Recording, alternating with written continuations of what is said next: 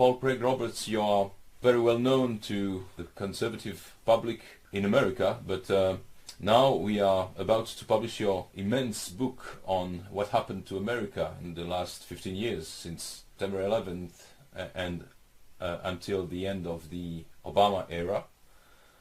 And the title of the book is How America Got Lost, L'Amérique perdue in French. America Lost, like a lost highway, you know, David Lynch's film. So, so what sort of highway was America engaged on to get lost like that?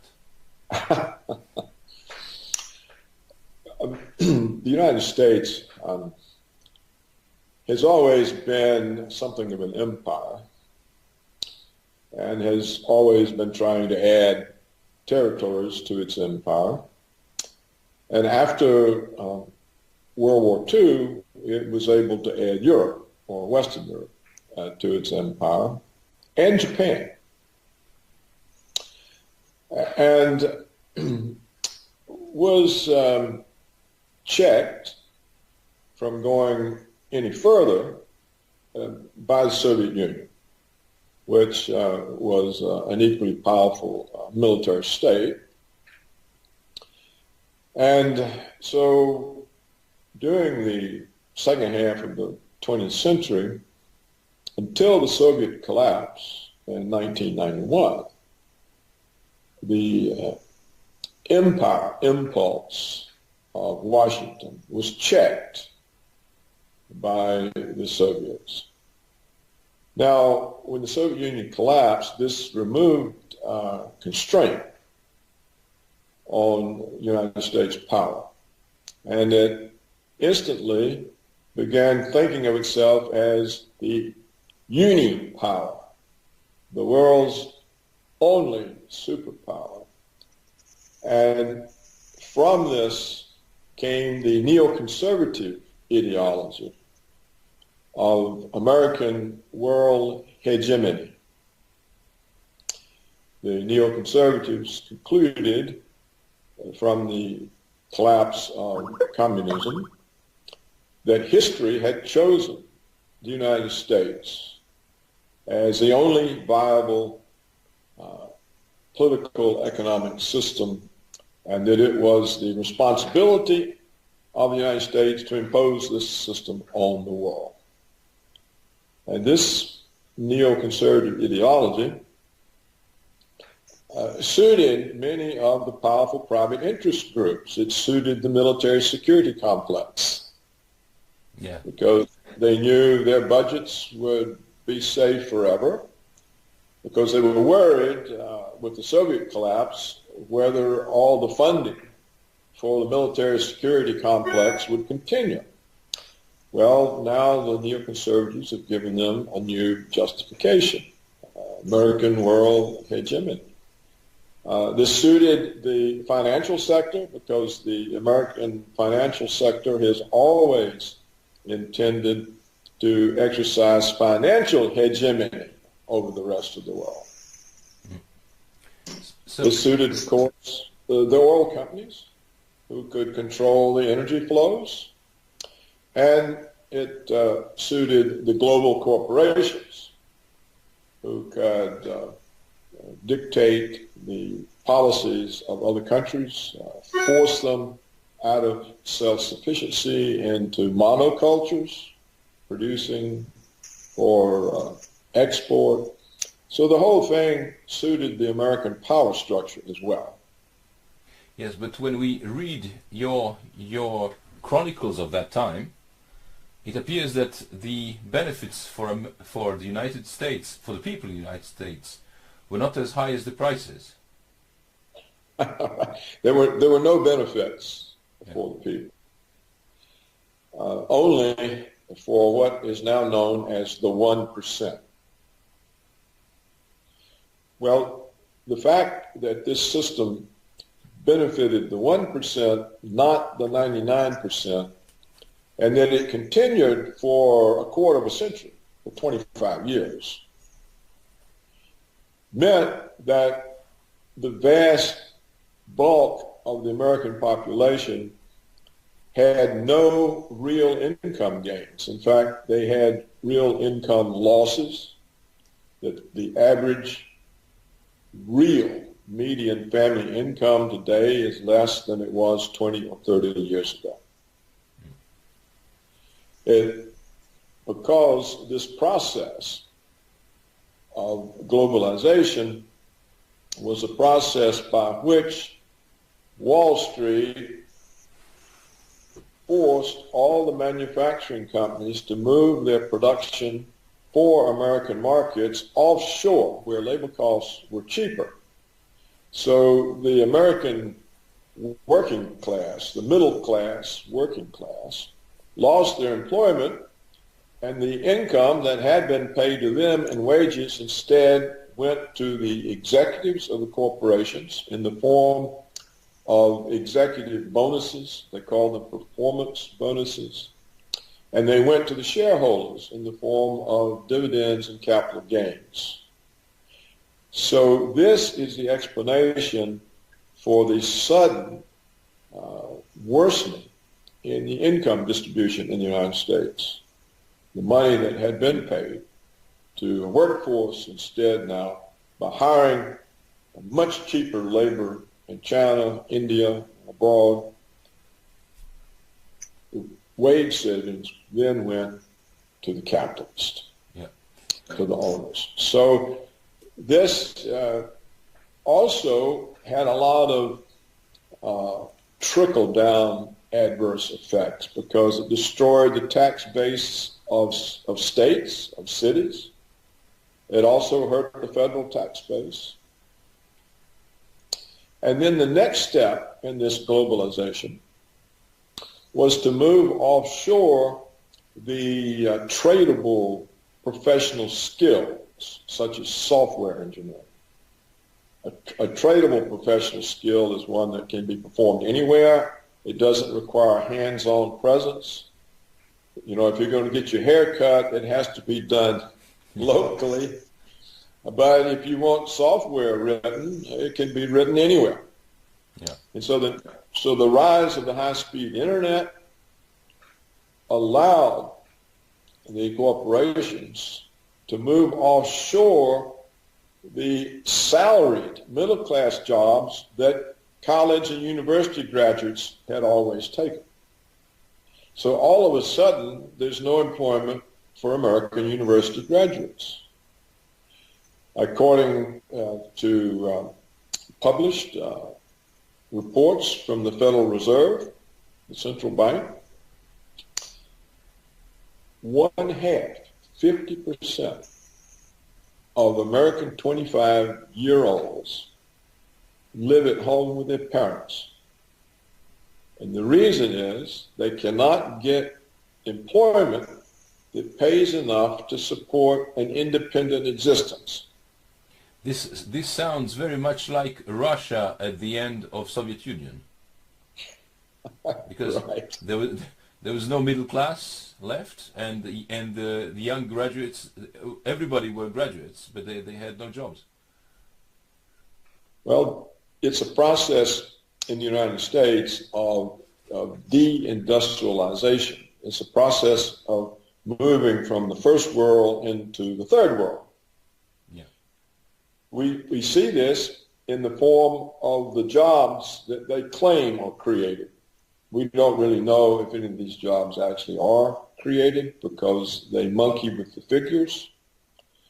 But if we believe the job reports that come out monthly, the jobs are waitresses, bartenders, retail clerks, hospital orderlies.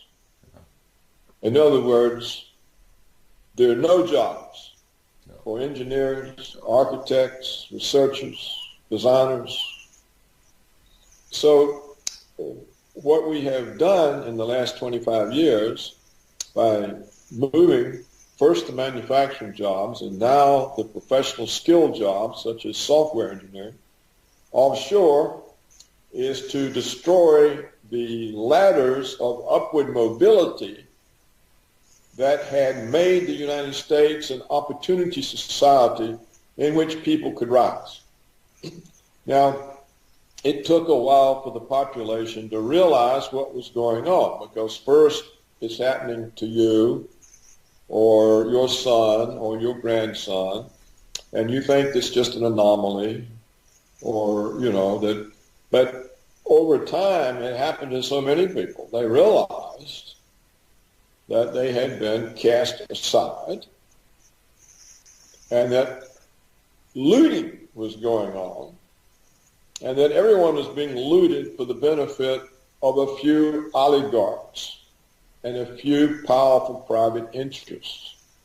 And it was only a couple of years ago that the former president of the United States, Jimmy Carter, stated publicly that the United States no longer had a functioning democracy. It was an oligarchy. Yes. This was an absolutely truthful statement.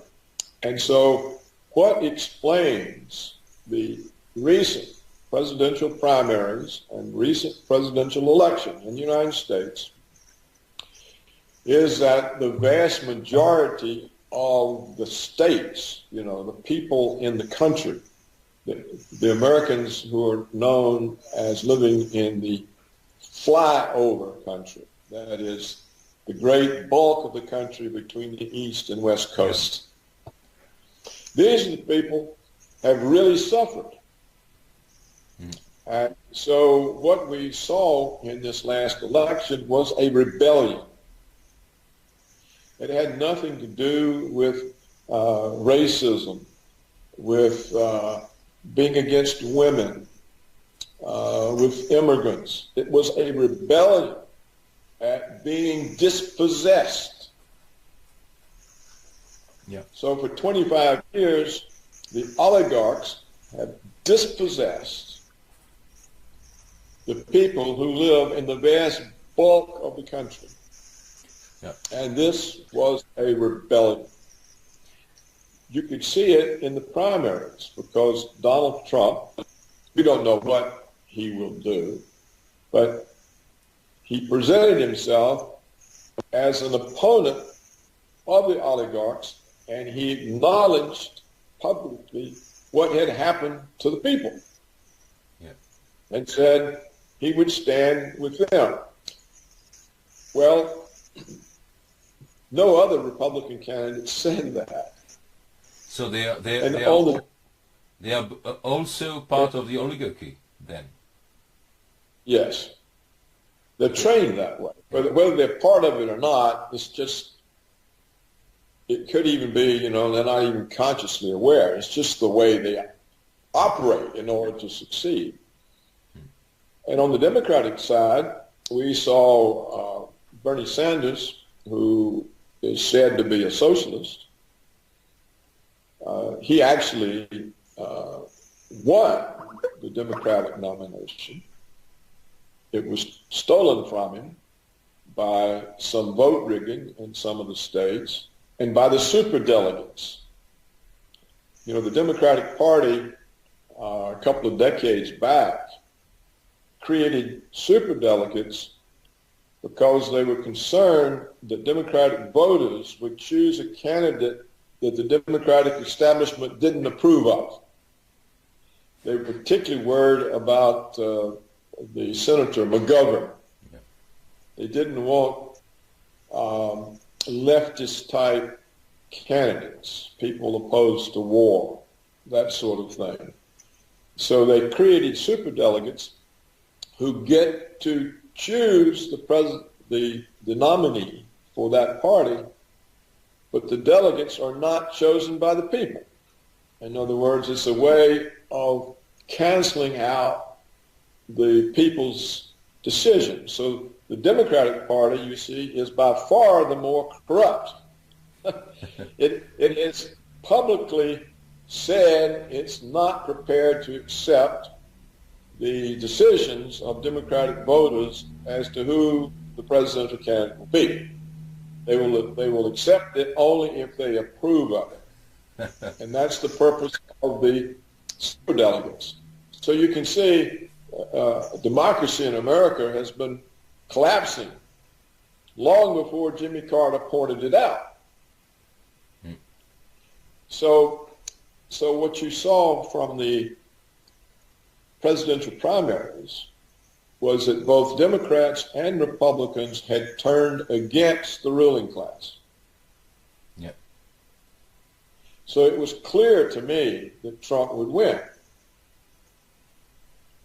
Now, there's the United States has a funny way of doing the votes.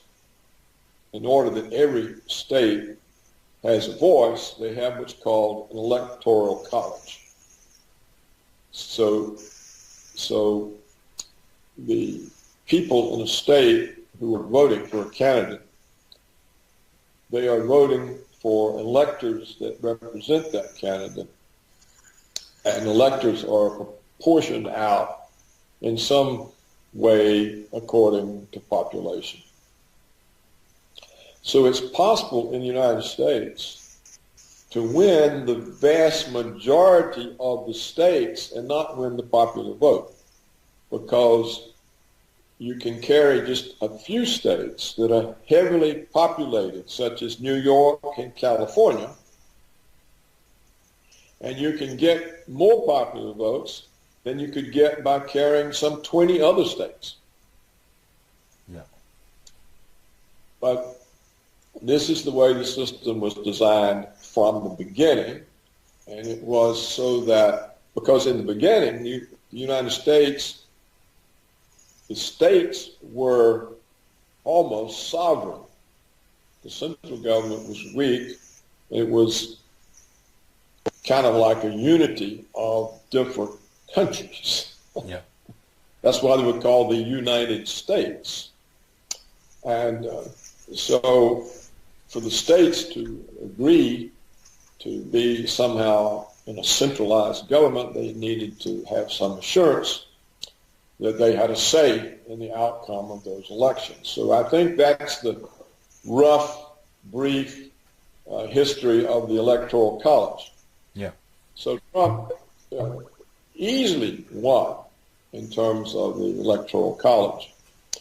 They're still counting popular votes, and it appears he has lost popular vote by about 500,000 voters. You know, they both have 47% plus a decimal of the votes. But if you look at the map, the states that voted for Hillary were the 3 West Coast states and the Northeast states. Yeah. The rest of the country. And in fact, so many of the traditional Democratic states voted for Trump. Wisconsin, Michigan, Ohio. So basically... Pennsylvania. Yeah. Pennsylvania as well. So what happened is a rebellion. Yeah. A revolt. That looks very much like a class warfare. Yes. The column I wrote was the working class won the election. Yeah. But how come that nobody described this? I mean, nobody. It's not true. But in the mainstream media, on both sides of the ocean, nobody wrote about that. There were no reports on the people's situation, on the working class, on whatsoever. And only now some media outlets are beginning to realize that that was the key. And especially in Europe, we had no knowledge of whatsoever of what was going on in America for 25 years. How can you explain that? Well, Europe has been accustomed to following the American lead ever since World War II. So whatever the New York Times says, or CNN, or ABC, or that is the truth, they think. So they repeat it. That's one reason. That goes all the way back to the end of the war. Another reason is that under the Clinton administration in the 1990s, the government permitted 6 mega corporations, huge corporations, to buy up and concentrate in 6 holdings 90% of the American media. This was against the Sherman Antitrust Act. It's against American tradition. The United States always had an independent and dispersed media. A great bulk of it might be conservative during certain periods of history. In more modern times, it was liberal, you know. But it was not concentrated in 6 hands. Well, once Clinton let the oligarchs concentrate the media, 90% owned by 6 companies, all independence disappeared. Furthermore, journalists no longer ran the companies. They were run by former government officials and by corporate advertising executives. The value of these massive corporations lies in their federal broadcast licenses. So they cannot go against the government. They cannot go against the corporations because of the advertising revenues. And they can't protect one another because they're all concentrated in 6 hands. So there's no such thing as an independent American media except on the internet.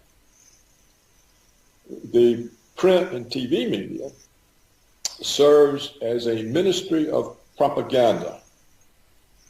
And the common term for the American print and TV media is prostitutes. Yes. This is a contraction of press prostitute. The latest poll showed that the American people, that only 6% of the American people had any confidence in the media. And we can see the media, which did everything it could to deny the presidential nomination to Trump and then to deny the presidency, it had no impact on the vast bulk of the country. So that's why nobody in Europe knows anything. And now there's a third reason. I've given you 2. The third reason comes from the German editor who wrote that book. His name is Udo Aufkattel, I think. Yes. And he says that as an editor of the big German newspaper, he would publish things under his name that were handed to him by the CIA. And he says this is common practice throughout Europe, that there are no significant journalists in Europe that are not on the CIA payroll in one way or the other, either as cultivated friends who get free trips to Washington or for money. So you see, Europe doesn't have a media either. There's no independent media in Europe. And the Europeans are so accustomed to following Washington's lead, they don't even know how to be independent. No. You know, the best independent country in Europe was France. You know, de Gaulle would not join NATO, and I think it was only earlier in the 21st century that France finally joined NATO. Yeah. So there's no real, outside of France, there was no independence from American foreign policy, or for that matter, American economic policy. Indeed, we have the revelation from the CIA memos that were released by the National Archive that the EU itself is a CIA creation.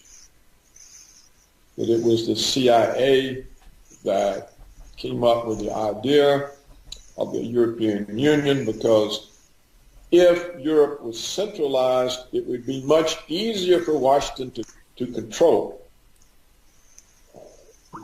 There would only be a few people to control, to pay off, or influence. Whereas all these separate countries, this was a nightmare. They could play each other off. They could, some politician could go off in some other direction. And so this is not a conspiracy theory. These memos are released. A professor at Georgetown University or George Washington, I forget which, found them and wrote a book about them. So Europe is part of the American empire, and they're so used to being part of it, they don't even think about it. Yeah.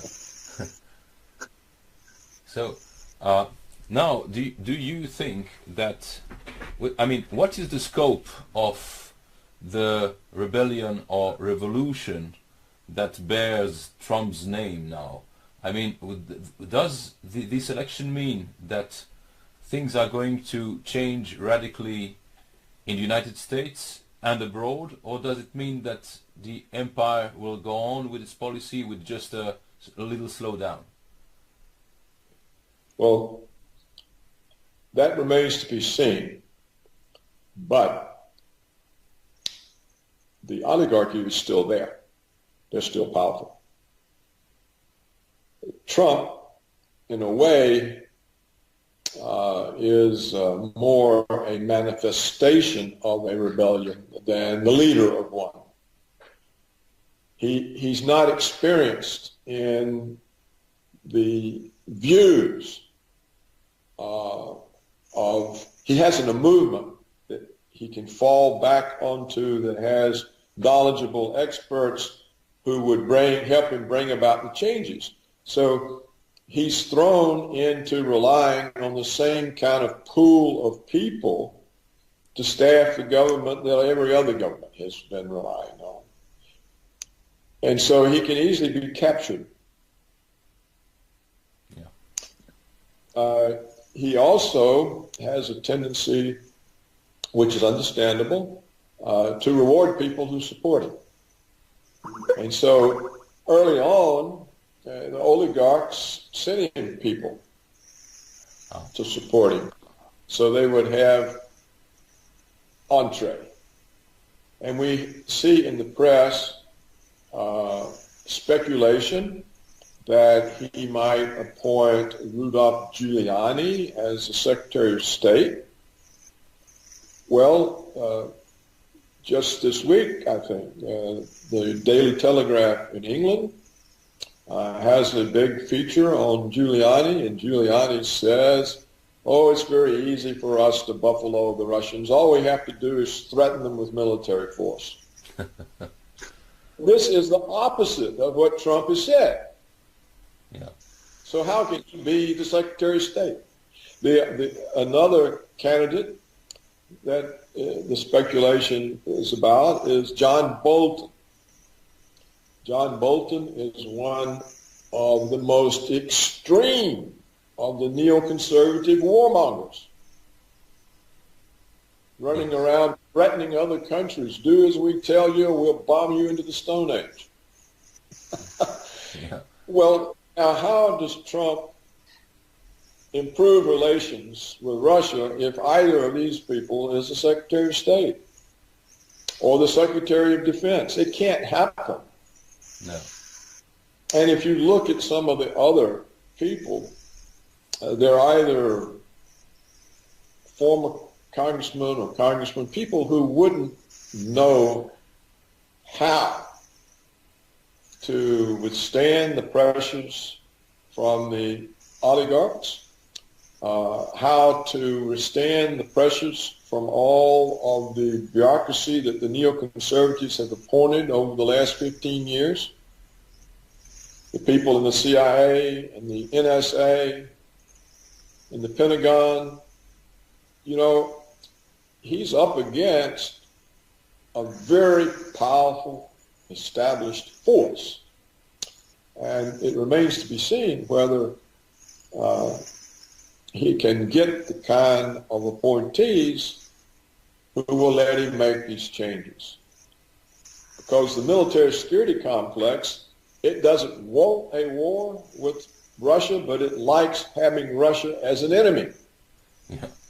Because, see, we have this enemy. We have to have another $1 trillion to spend on us, on our weapons. So we got to have more power. NSA, we got to have more power. We have to spy on everybody. Yeah. From the time they, 24 hours a day. We got to even know when the Americans are asleep, what they're dreaming about. And then Trump's other important goal, which is to bring back middle-class jobs to Americans. The global corporations don't want that. That means less profits, less performance bonuses, less capital gains. And so how does he actually achieve these things? And even though the House and the Senate are also under Republican control, in other words, this whole government is Republican. The Democrats are, Obama is seen as such a disaster that the Democrats will simply eliminate from the government. They're not in the House. They can't control the House. They can't control the Senate. They can't control the executive branch. So, but still, the Republicans in the House and Senate are indebted to the oligarchs for their campaign financing. That's who finances the campaigns. If you're a senator or a representative, you have to have money to put out all your advertisements and your television. And who gives that? Wall Street, the banks, military security complex, Monsanto, agribusiness, the energy companies. You see what I'm saying? The Israel lobby. The Israel lobby is very powerful. So these powerful interest groups are still there. They control the House, the Senate. So what can he do? It's not clear he can do anything. And if he fails, then what happens to the American people? Do they simply get demoralized and give up? Or are they harder pressed than ever and they get more angry and turn to violence? So what's the answer? It remains to be seen. Yeah. I think they'll turn to violence because they're being too hard pressed economically. You see, in many ways, we've already talked about they've lost their jobs. Their children and grandchildren have no prospects. The older Americans who saved for retirement and expected to be able to supplement their meager Social Security benefits with their savings, there's been no interest income on savings for 8 years. They've been forced to draw down their capital, not live off of its earnings. So the whole country is being impoverished. And then they watched how the Obama regime saved the big banks and let all the homeowners flush down the toilet. Yeah. So they know the system is against them. So if Trump can't somehow provide a better deal for these people, I don't think they'll just get demoralized and quit because they're too hard pressed. I think they'll get more angry. And if they try to oppress. The United States is a big country geographically. And Trump's opponents are thin lines on each coast. The rest of the country is his. So I think if they don't make an accommodation with Trump and don't let him bring about these changes, they'll be faced next time with a more violent outpouring, more violent candidate. And if any of these neoconservative warmongers get in the State Department or the Pentagon, we won't have to worry about it because the conflict with Russia will end it all. You cannot convince a powerful country like Russia that you're going to attack them and have them just sit there and wait. No. They won't do it. And Putin has given them already warning after warning, and they don't hear. So if Trump is unsuccessful in establishing friendly, stable relations with both the Soviet Union and the China, then Europe can kiss itself goodbye. It's just not going to be there. And neither is the United States. So we come down to the biggest hope, which is conflict that the neoconservatives recreated with Russia after Reagan and Gorbachev ended it. You have to remember Reagan's two goals: to stop the stagflation that was ruining the economy and to end the Cold War because of the danger of nuclear weapons. Well, these are massive goals. I think they're unrivaled in the 20th century, for which he gets a little credit. No, yes, exactly. Yeah. But the neoconservatives recreated all of the tensions. In fact, they are worse now than they were during the darkest days of the Cold War. So that has to be stabilized. That relationship between the nuclear powers has got to be stabilized. And if not, then it's going to end very, very badly. Yeah. This seems obvious, but we had a similar situation 16 years ago when Putin came to power in Russia with a country that was basically collapsing and involved into a very nasty war in Chechnya. And obviously the way he rebuilt the state or stabilized the state shows that he was not alone at this job. Do you think there are structures within the administration or even corporations that are aware of the dangers and ready to cooperate with the president? There are some. I think the older foreign policy community, which was displaced by the neoconservatives, some of them are still alive. They're still there. It's not clear Trump knows who they are. It's not clear what kind of whispering campaign is already being conducted against them to direct him away from them. Mm-hmm. There's also another big difference. When the Soviet Union collapsed, the whole thing collapsed. Yeah. There wasn't a ruling oligarchy. There wasn't an ideological force like the neoconservatives. The communism collapsed. And so, and everyone could see the severity of the economic situation. They could see the country being looted by the West. They could see the Americans supporting these oligarchs.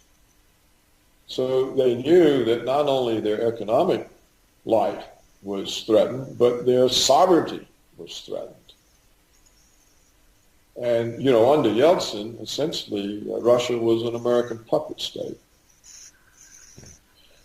So there was so much more evidence, and the remaining elites themselves could see that, you know, if we're going to be an independent country, we got to do something about it. So I think Putin had a lot more to work with than Trump does. And he had been in the KGB, and he was a protege of Yeltsin, so he had connections. He knew who the actors were. And so he had a better sense of who would help him. I mean, he hasn't been perfect on that. but still, you're correct, he has rebuilt Russia. But that's the difference. It was easier, even though Russia was in a terrible situation. Because it was easier. Because it was. Because it was. It made it easier. So here, it could be Trump is the first symbol of a revolt, and it has to build, and the movement has to start producing experts who are aware and can think and know who the enemy is and what to do to drive them out. And that, I think, is missing at this point in the United States. And we won't know until we see Trump's government and see its performance. But there's so much they can do to take control. For example, the oligarchs, Wall Street, the Federal Reserve, they can cause an economic crisis and put him on the defensive, instantly on the defensive.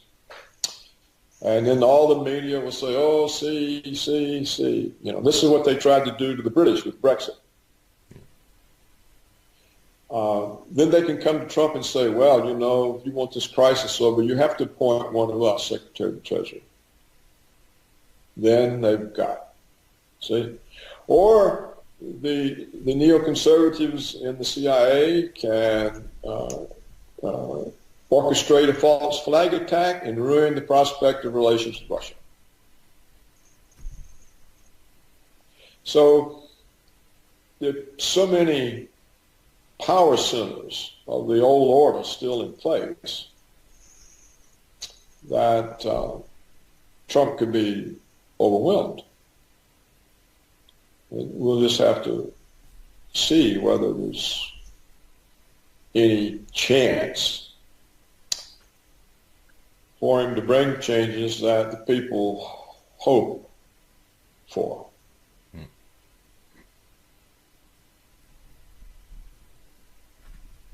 Perfect. I think it's fundamental. Yeah, it's fundamental for people here to hear that.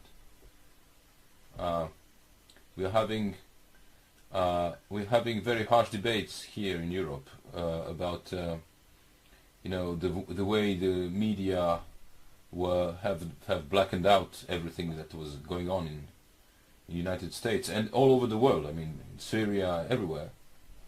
And now it seems to me that they are utterly frightened with how they're being overwhelmed and pushed aside by the electronic media, the internet media.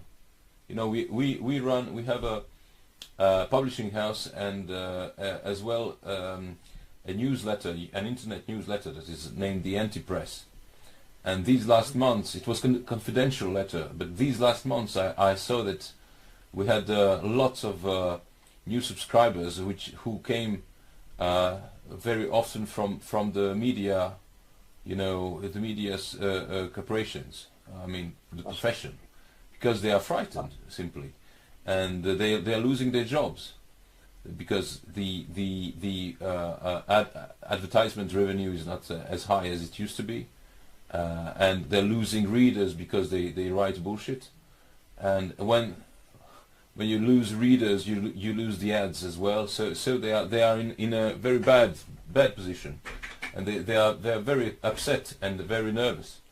And we think that we have to multiply such testimonies as yours to show the scope of the matrix, because people can't believe how deep and how wide it is. That's yeah. Right. And there are two other aspects of this that we can include. NATO. Donald Trump said that he sees no point of NATO 25 years after the Soviet collapse. Well, NATO in Europe, of course, means power and money and influence for the European ruling class. And so they are all meeting last week. Oh, what are we going to do? What are we going to do? Trump's going to abandon the Western alliance. We have to oppose him. Blah, blah. Well, the Western alliance is a threat to Europe because it's a threat to Russia. And the last thing Europe wants to do is to present itself as a threat to Russia. But that's what NATO does, and that's what NATO was used for by the Obama regime. All of these missile bases on Russia's border, the troops stationed, the military exercises. What NATO presents as a threat to Russia, it is a threat to Europe, because Russia can annihilate Europe in 5 minutes, all of it. So you have this problem that you've got these people in Europe that are tied in to the NATO organization, which is part of Washington's way of controlling Europe, and they don't want to let go. They'd rather have the risk of provoking Russia than to be safe. And Europe will never be safe as long as NATO is there and is seen as an American extension of American power. So that's a problem and for Europe. Another problem is it was the European governments that enabled the neoconservative policy of hegemony and the American wars in Middle East and Africa. And Europe this as well. Why. And in Europe as well, with Yugoslavia. With Yugoslavia and Ukraine. Yes, in Ukraine. Which was an American coup.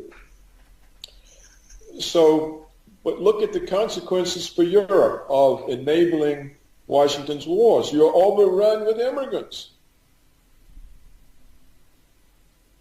And you have all these problems. And what are you doing with these millions of immigrants that essentially are creating all kinds of problems all over Europe? So that's what you get for being an American puppet. That's your reward. Is Washington helping you with the immigrants? No. Neither do the Saudis and people who are funding all that. Well, and the Saudis are an American puppet state. Yes, of course. They've always been it. So they're fighting our war in Yemen. So when you look at this, you can see the extraordinary confusion that Europeans have suffered now for 56, 70 years since 1945. Yeah. Here are the Europeans suffering in behalf of American empire. What is the point? You know, and Putin keeps saying, I keep waiting on the Europeans to wake up and be independent states again. No one listens. No one listens, but this is essential for world peace. The Europeans have to come to the realization that the American neoconservative American agenda of American hegemony is a direct threat to the existence of Europe, not just because the CIA lumped you all in the European Union in order to destroy the sovereignty of the individual countries, but also because the CIA uses you to confront the Russians. And of course, Europe is no match for Russia. The United States isn't either, in my opinion, and certainly not a match for the combination of Russia and China. So what we have seen in the 21st century is the American neoconservatives have demonized China and Russia and turned the other two powerful countries into enemies. Why? For no good reason except an ideology that in every way is comparable to Trotsky. World revolution, world hegemony. You have to remember, not even Stalin believed that. He said socialism in one country, and he killed off the Trotskyists. So what we have in the American neoconservatives is a new group of Trotskyites who want to exercise power over the entire world. Yep. This is an ideology. It's like the French Revolution in its initial stages. We'll take it to all of Europe. So at some point, the Europeans have to understand that none of this makes them safe. Are they safe with 2 million immigrants running around, abusing women, causing crimes? No. Are they safe being drawn into confrontation with Russia? No. Are they safe being forced to hurt their own economies by abiding with American sanctions? No.